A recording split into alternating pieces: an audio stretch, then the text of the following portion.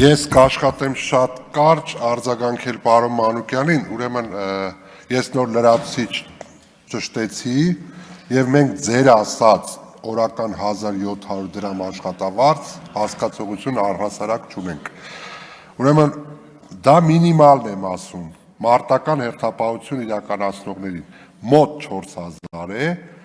սակայն կապված դիրքերի կահավորվածության վիճակից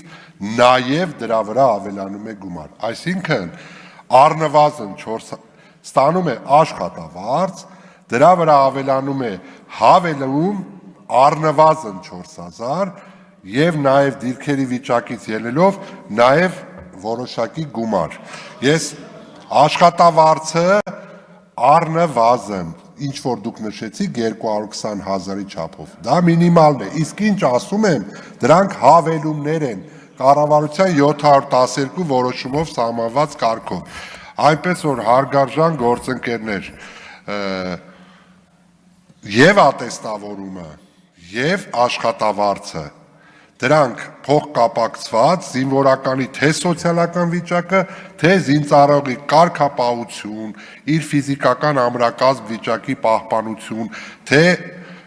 սպառազինությունից ռազմական տեխնիկայից օգտվելու կանոնների իմացություն, ամբողջությամբ միայն դրականին են միտված։ Իսկ պարոն Մանուկյան, ձեր բերած օրինակը, որ դիպուկահարը Շարայինից կտրվել է, Շարայինը դա հենց զինվորական կեցվածքին մեր ցանկալի զինվորին հասնելու համար իրականացվող դա մի միջոցառում է եւ շատ զինվորականներ են ովքեր ունեն որոշակի առողջական խնդիրներ, ես անձամբ եմ տեսել ովքեր Շարայինին մասնակցել եւ գերազանց են հանձնել։ Ընդամենը պետք է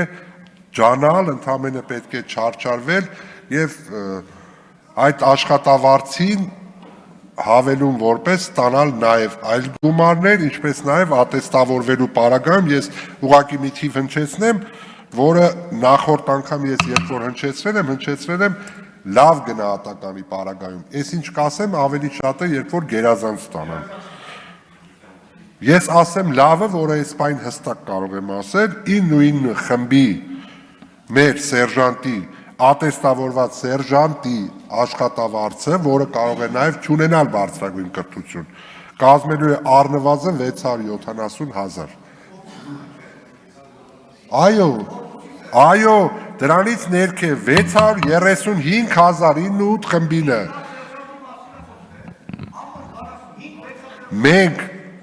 լավ ատեստավորված ամենացածր սերժանտի աշխատավարձը լավ լինելու է մոտ 490,000։ Կարծում եմ սա հրապուրիչ է, սա գրավիչ է եւ մենք սա կարող ենք հիրավի համարել որպես դրական նաեւ մոտեցում, թե սոցիալական վիճակի բարելավման իմաստով եւ թե մեր զինված ուժերը պատրաստված սերժանտներով համալրելու իմաստով։ Շնորհակալություն։ Եթե մարտական հերթապահություն իրականացնի